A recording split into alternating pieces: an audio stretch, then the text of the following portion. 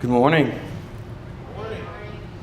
So, kind of off and on throughout the year, we've been going through this series sporadically that's called Trending, and so we're actually taking a pause and a break from the best for last that we've been going through the last few weeks, and we're going to keep going through the next couple of weeks, and we're going to kind of insert this lesson for this week because it's something that's very trending. It's something that is talked about a lot, it happens a lot, it's sometimes, yet it's still not talked about enough.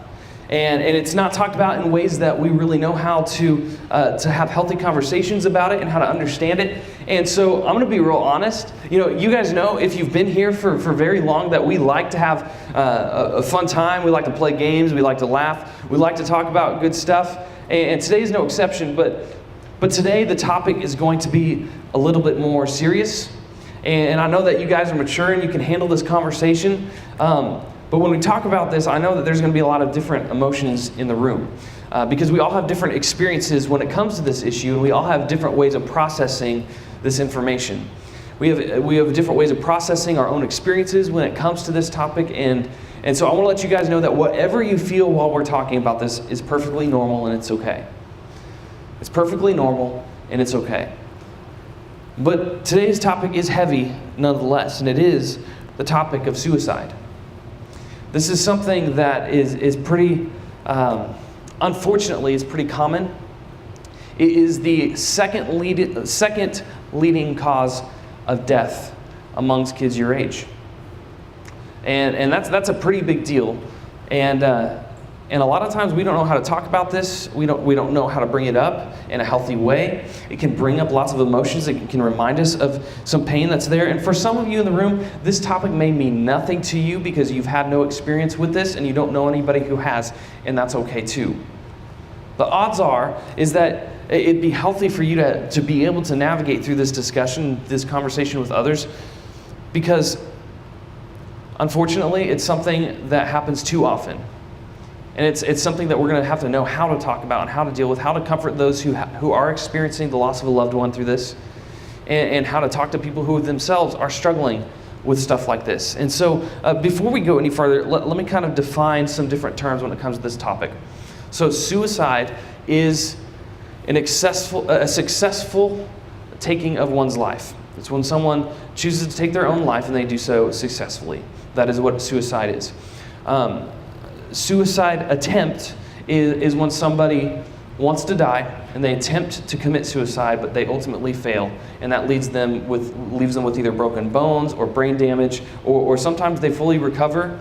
There's miraculous stories of that, but a suicide attempt is where someone attempts to take their own life and ultimately does not follow through with it or does not become successful with that.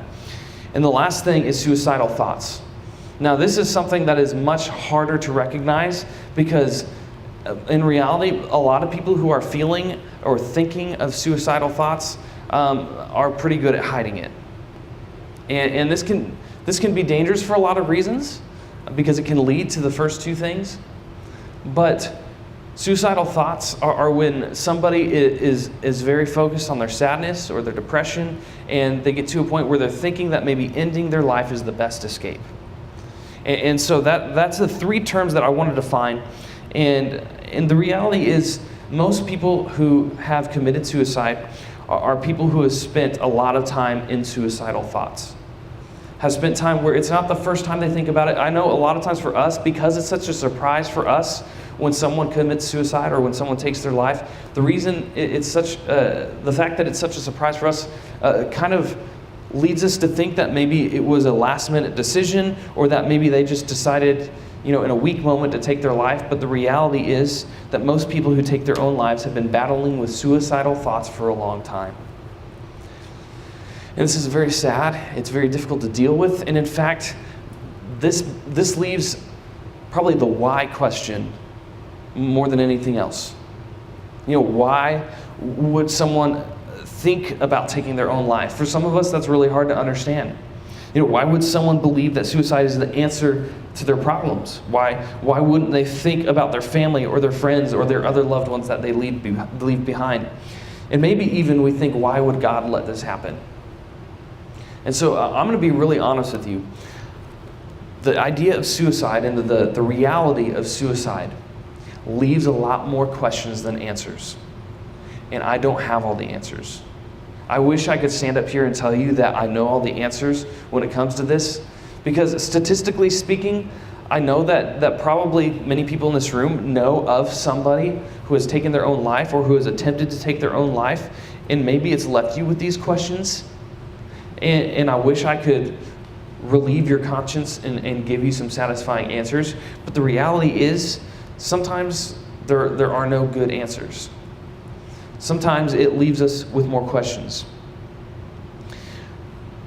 But whatever it is that is causing someone to struggle with thoughts of suicide or even a suicide attempt, many people feel that what they are going through will never end. And that kind of feeds the depression, that kind of feeds the suicidal thoughts. And like I said, it is the second most leading cause of death amongst teenagers today. And so this is a big deal. And I don't want to talk up here and kind of take this lightly. I don't want you guys to hear this and to feel discouraged when you leave. I want you to feel the weight of this topic, but I also want you to leave here with hope. I want you to leave here knowing that there might not always be satisfying answers for why someone has done this, but there are good and much more satisfying answers why, if you are struggling with this, or if you know someone who's struggling with this, that there is hope. And there are far more reasons to get help and to step away from this. And one of the reasons people don't know that someone is struggling with suicidal ideation, suicidal thoughts, is because there's this idea that it's shameful to be feeling those feelings. It's shameful to not know, why you feel this way, and so people keep it to themselves. But the reality is just like anybody who is sick with the flu or a broken bone and needs to go see the doctor, like there's no shame in that. There's also no shame in needing to go talk to somebody for counseling and talking to someone who can help walk you through those issues and your thought processes. And there's no shame in that. And it's something that I would actually encourage. Even this is something I tell everybody, even off the stage, but even if you're not struggling with suicidal thoughts, at some point in your life, I think it's really good to go and get counseling anyway. Just because we're all messed up, we all have brokenness, we all carry around baggage, and it's good to go to counseling and just have somebody who's trained in lots of these things to be able to talk through them with you and help you process and help you see things from a godly perspective and get you the help that you need. And so especially if someone is struggling with depression or anxiety or suicidal ideation, this is something that, hey, I strongly encourage you, don't stay quiet about it. If this is something that you're feeling or you know of someone who's feeling it, then I encourage you to go and seek help. The cool thing that we talk about every week is just the truth that we have a Savior who is not unable to sympathize with our own weaknesses. Jesus himself came, and he left the comforts of heaven, and he came to live and on earth as a human just like you and me. And it says that he's been tempted in every way just as we have. He knows what it's like to be human. He knows what it's like to struggle. And so, one of the cool things that is written in his word is a story about David and Saul. Now, many of you know David from David and Goliath, right? He's the guy who struck down the giant. He's the little guy. He was rejected by his family, and then Samuel, the prophet, came and said, actually God has anointed you to be the next king, and he bypasses all his bigger, better, stronger brothers and goes right for David, who was a shepherd at the time out in the field. And so David was actually favored by God to become the next king, and on top of that, everybody really liked David once he was prophesied by Samuel to become the next king. And the thing about that was it made the current king Saul very jealous. So you know how like when you feel like you're really talented at something, but then one of your friends or somebody else comes along and they're even more talented than you are, and you're kind of like happy for them, but deep down you're kind of like, oh man, I thought this was going to be my thing. You know what I'm saying? And so like this is kind of how Saul is feeling. He's like, no, except he's feeling it much more intensely probably than any of us, because he actually tries to kill David several times. So hopefully you don't feel that way about friends. But Saul attempts to kill David, and David is left with a choice that he can either stick around or he can run. He can run for his life. He can run and try to find shelter, find protection. So he ends up going out of the country. He goes to neighboring nations and he tries to seek shelter, but everyone rejects him there as well for the most part. And so David finds himself kind of not much older than you guys, most likely, in a situation where he is on the run and he is being hunted down to be killed. He's a fugitive from the law, and he went from being someone who God favored to someone who is now running for their lives. And that's a scary place to be. And it's in this moment that David writes in the book of Psalms, chapter 34, verse 18. And here's what he says. The Lord is close to the brokenhearted. The Lord is close to the brokenhearted. And see, David is somebody who knows what it feels like to be brokenhearted, to be rejected by everybody else, first by his family and then by his nation. And he knows what it's like to feel alone because he was on his own. And so David, when he talks about this, he's not talking just in like a light and fluffy, like, God is close to those. Oh, here.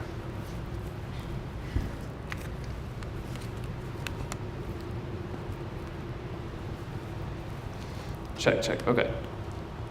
So when David's talking about this, he's not just talking in a light and fluffy, like, oh, God is close to those who are brokenhearted. No, he's actually, he's talking from experience. And he says, he's probably been through a lot of depression because of this. Asking God, where are you? Where's your voice? I thought you wanted me to be the next king. And so he's wrestling with this and he's struggling with this. But let's read the last part of this verse. It says, the Lord is close to the brokenhearted. He rescues those who are crushed in spirit. He rescues those who are crushed in spirit. No matter how bad the circumstances were, and no matter how deeply depressed and alone he might have been, God was still near. And he gives us the hope and relief of that. When we trust in him, then he will bring us hope. And he does restore those who are feeling crushed in spirit. In the heartbreak and pain that you're feeling, God is close to you. Now, I recognize that just reading one verse is not necessarily going to change the way you feel altogether. In fact, if you're someone who struggles with this stuff, then you'll probably leave this room and you'll still wrestle with it some more, and that's okay. But I want you to know that there is hope, and that because of God and others, you are not alone when you feel hopeless. You are not alone when you feel hopeless.